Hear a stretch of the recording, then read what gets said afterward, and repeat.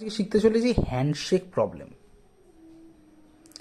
যে ধরো 10টা মানুষ সবাই সবার সাথে হাত মিলিয়েছে, তাহলে মোট মিলে কটা হাত মেলানো হয়েছে? খুব ইন্টারেস্টিং কোশ্চেন, কিন্তু বন্ধুদেরও জিজ্ঞেস করতে পারো। 10টা মানুষ সবাই সবার সাথে হাত মিলিয়েছে, কটা হাত মেলানো হয়েছে? কেউ সহজে উত্তর দিতে পারবে না, সবাই হাত মেলাতে যাবে।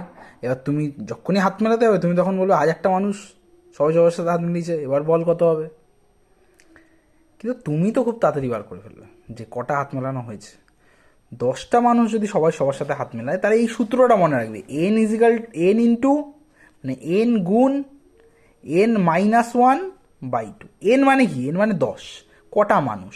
10 লিখবে, 10 থেকে একবার দিলে হবে 9, এই যে 10-1, 10-1 মানে 9, আর ভাগ 2, তাহলে হচ্ছে কাটাকুটি করলে 5, মানে 45টা হ্যান্ডশেক হয়েছে।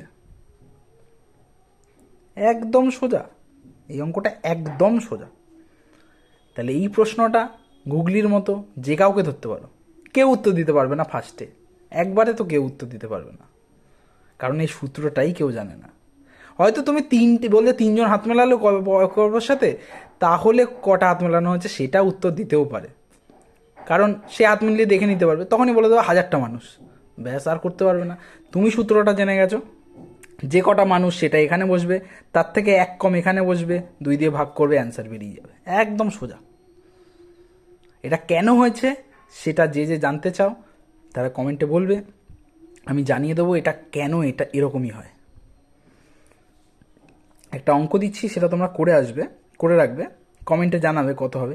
30জন মানুষ, 30 পিপল যদি হয়, তারা হাত মিলাবে, কটা হ্যান্ডশেক হবে?